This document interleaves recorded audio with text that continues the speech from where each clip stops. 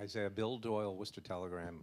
Can you just talk about how you played you're more of a playmaker tonight, and how your teammates, especially in the first half, did a lot of the scoring?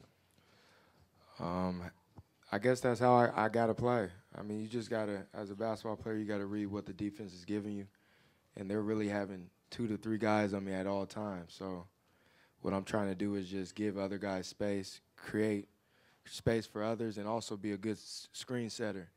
I think that's key, especially when those guys playing on top of me and allowing me to set screens and open it up for other guys. And I was just trying to do whatever I could to win tonight, really, knowing that they're putting a lot of pressure on me and putting 2 to 3 guys on me at all times. Isaiah, Mark D'Amico, Celtics.com. Before I get into my question, I got to ask you follow up on that. How often have you been a screen setter in your NBA career? And I'm versatile. I do it all. Getting to the real question, Scott Brooks was just sitting up here, and he said that he thinks their loss and the way they played tonight might have been a mental thing where they got a little comfortable after winning 2 games. It's only natural for that to happen in human nature. How do you guys prevent that from happening on your end going into Game 6? And how do you maintain the momentum and play with that level of intensity that you did tonight down there in Washington? I think we just got to stay in the moment. We know what's at stake.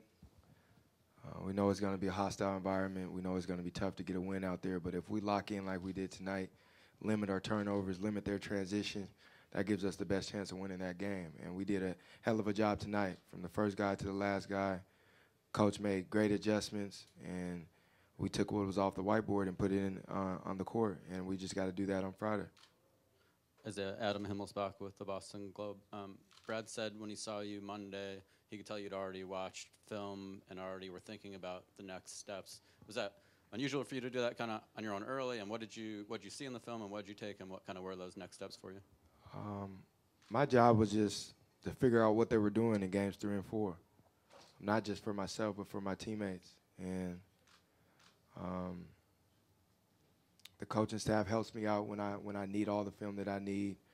Our video guys help me out, and I just try to figure it out, because I think if I know what's going on, it makes it easier for my teammates. So I don't want to tell you exactly what they were doing or exactly what I was looking for, but I was definitely studying, because I needed to figure out what was going to be open and how I was going to get my teammates involved, because I need those guys.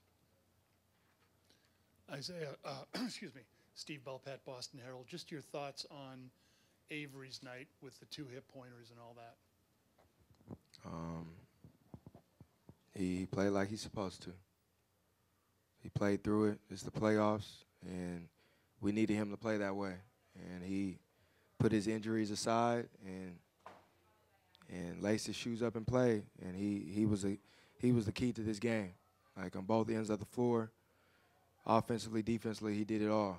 And we need that from him, especially even in Game 6, we're going to need that from him. And I'm proud of him. I told him before the game that I believe in him, and he's going to have a big game, and he did. Michael Pina, Vice Sports.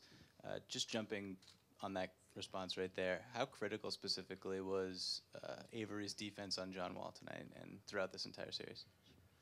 I mean, Avery's the best on-ball defender in the NBA. I mean, hands down. But a guy like John Wall, you're not just going to stop. You just got to try to contain him and make it tough on him. I mean, all the really good players in this league, it's hard to stop because they get so many opportunities each and every night. But he does a hell of a job on them. I mean, he makes it tough. I mean, nothing's easy. And that's what Avery Bradley does each and every night. Jared Weiss, CLNS Media. You guys won both the rebounding and the transition battle, and usually it's almost a choice between the two. What did you, I mean, I know you came into the game a lot more hyped up, but what did you do execution-wise to be able to track back that well? Honestly, we just wanted to impose our will.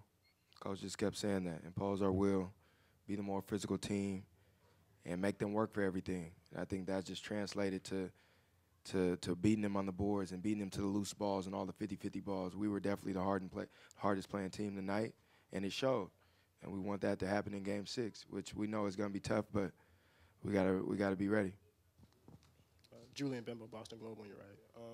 You mentioned a little bit just now, but aside from putting the ball in the bucket a lot, what did you guys do to kind of limit them in transition, and how important was that? We didn't turn the ball over. I think, we had 11 turnovers or something like that. And when we did turn the ball over, for the most part, we got back on defense. And I think if we limit their transition, that's half the battle right there, because they're a great transition team, especially when John Wall gets out. He's arguably the fastest guy in the NBA. So when he gets out and getting dunks and layups and looking for Bill for threes, it's hard to beat those guys. So if we limit that, that gives a better chance to be successful. Isaiah Sherrod Blakely, Comcast Sportsnet. This will be your first opportunity to close out this series against him. In the Chicago series, you guys were able to take care of business on the road. How much can you benefit from having gone through an experience like that where you've been in a hostile environment and you were able to still find a way to get it done? Benefit a lot from it. We've done it before, so we could definitely do it again. We know it's not going to be easy, but we just gotta come together. We gotta come together. We gotta be who we are, and that's Celtics basketball. I think if we do that, we'll be fine, and then limit 26-0 and 22-0 runs, and we'll be okay. Jay King, MassLive.com. You said you were preparing for this one like it's the most important game of your career. How tough was it for you to kind of say, okay, I might not be able to take that scoring load? And would you have been able to do that earlier in your career? What does it say about your maturation process? Earlier in my career, I probably just maybe kept forcing it, trying to keep going. But now I'm seeing the game differently. So, like, I watch a lot of film, and I see what they're doing to me, and they literally have almost 3 guys on me, and there's no way that I could just keep going like that. So I got to change it up until things open up.